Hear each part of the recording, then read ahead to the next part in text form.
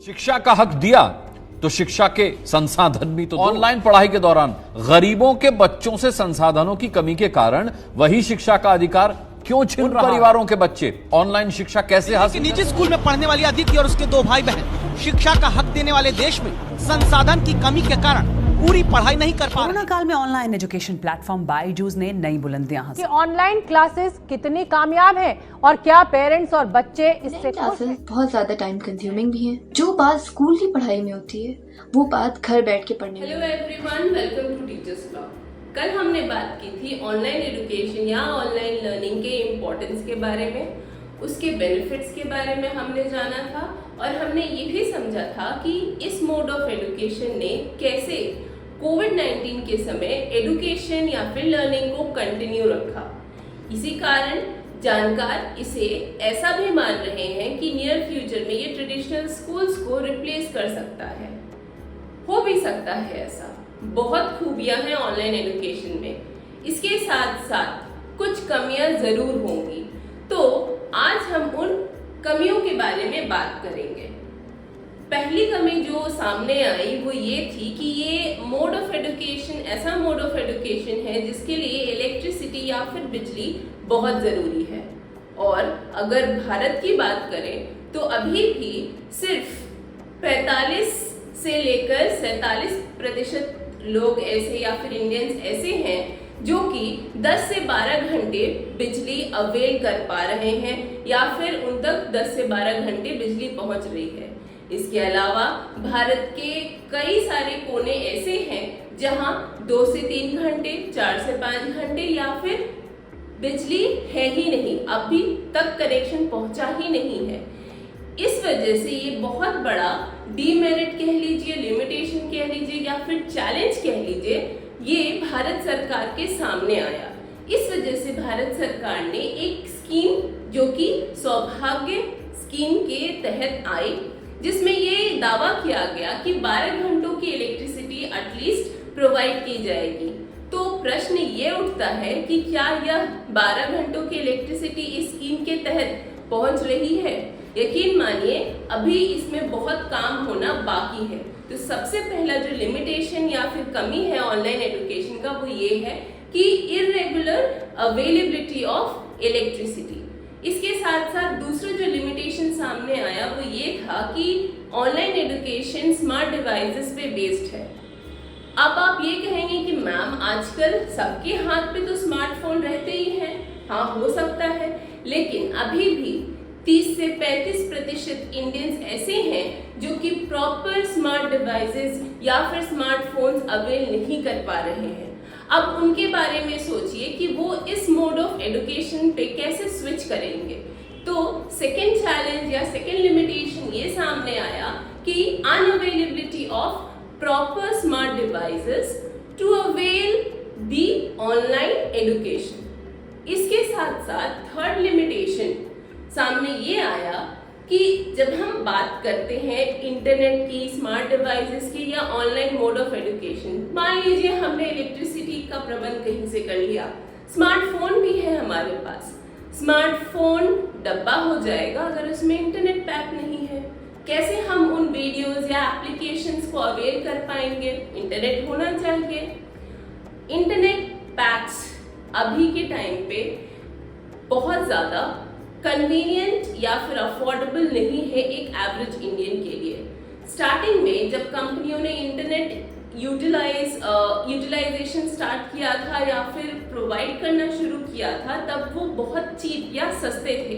लेकिन आज एक एवरेज इंटरनेट पैक भी 700 से 800 रुपए तक आ रहा है, जो कि एक एवरेज इंडियन या फिर बिलो एवरेज इंडियन के लिए बहुत बड़ी बात है। तो ऐसा कह सकते हैं कि unaffordability of costly internet packs is a great problem or is a big problem for availing the online education, at least for Indians as of now. ये तो 3 मेजर प्रॉब्लम्स या लिमिटेशंस या फिर कमियां हुए। इसके साथ साथ ऑनलाइन मोड ऑफ एजुकेशन के बहुत सारे ऐसी कमियां हैं जो कि एक दूसरे से जुड़ी हुई हैं। अब उनके बारे में बात करेंगे। अब 3 साल के एक बच्चे को देख लीजिए, 30 साल के एक मेल को देख लीजिए, फीमेल को देख लीजिए, या फिर 60 साल के एक बुजुर्ग को देख लीजिए जिसके पास स्मार्टफोन है, वो अपने स्मार्टफोन में लगा हुआ है। इसके वजह से क्या हुआ है, हमारा स्क्रीन टाइम मतलब फोन पे हमारा लगे रहना वो बहुत ज्यादा बढ़ गया है, जिसने बहुत सारे प्रॉब्लम्स को जन्म दे दिया।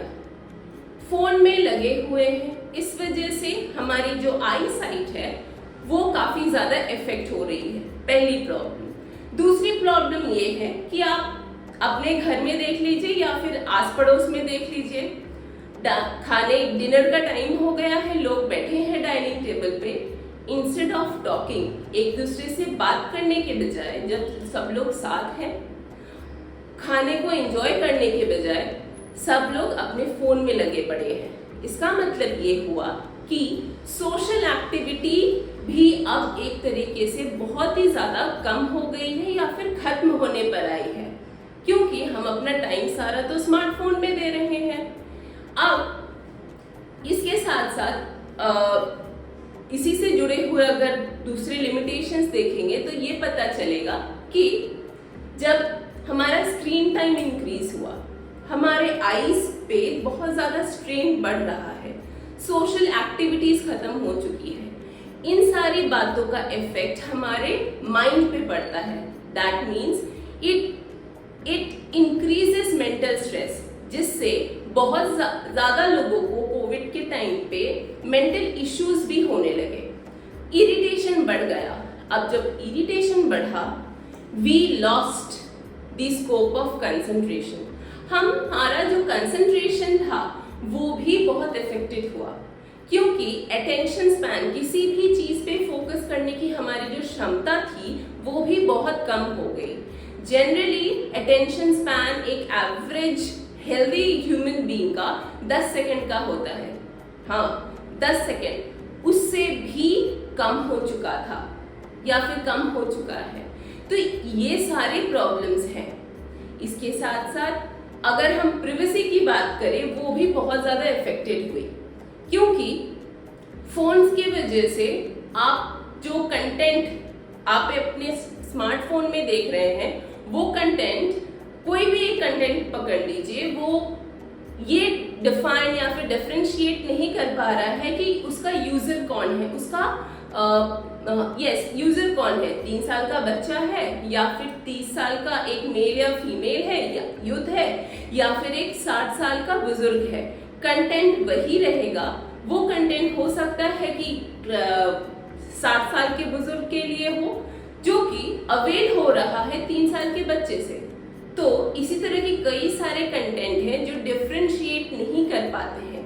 इस वजह से प्रिवेसी भी बहुत ज्यादा हैम्पर हुई। इसी तरीके से कई सारे और ऐसी कमियां या फिर लिमिटेशंस हैं जो कि ऑनलाइन एजुकेशन या ऑनलाइन लर्निंग में देखे जा रहे हैं टाइम टू टाइम। इसी वजह से अगर एक तरफ ये कुछ जानकारों का मानना है कि आने वाले टाइम में online mode of learning, online mode of education traditional schools को रिप्लेस कर देगा, वहीं दूसरे कुछ ऐसे जानकार भी हैं जो कि ऑनलाइन मोड ऑफ एजुकेशन के पक्ष में 100% या फिर 100% नहीं है। तो अब कंक्लूजन ये होता है कि ऑनलाइन मोड ऑफ एजुकेशन बहुत अच्छा एक व्यवस्था हो सकता है या फिर बहुत अच्छी एक शिक्षा प्रणाली या पठन पाठन की क्रिया हो सकती है, लेकिन इसको बहुत अच्छे से बैलेंस्ड वे में कंटिन्यू करना पड़ेगा और इसमें काम बहुत ज़्यादा बाकी है। तो आप भी इसकी कुछ लिमिटेशंस या फिर बेनिफिट्स जो कि लिमिटेशन से जुड़े हुए हैं, ये सोच सकते हैं, फाइंड आउट कर सकते हैं, ऑब्जर्व कर सकते हैं अपने चारों तरफ। उन ऑब्जर्वेशंस को हमारे साथ शेयर करिए, कमेंट्स में कमेंट करिए, बताइए हमें। और इसी तरीके से आने वाली वीडियोस में हम नए नए टॉपिक्स के बारे में जानते रहेंगे और उसके बारे में डिस्कशंस करते रहेंगे। न्यू अपकमिंग वीडियोस की अपडेट्स को मिस ना करने के लिए ये बहुत ज़रूरी है कि आप चैनल को सब्सक्राइब करें, इसे लाइक और शेयर करें और कंटेंट जो है वो अपने तक ना रखें, दूसरों तक भी पहुंचाएं ताकि दूसरों की भी हेल्प हो सके। अभी यहीं पे स्टॉप करेंगे, मिलते हैं आने वाली वीडियोस में। Take care, bye and thank you.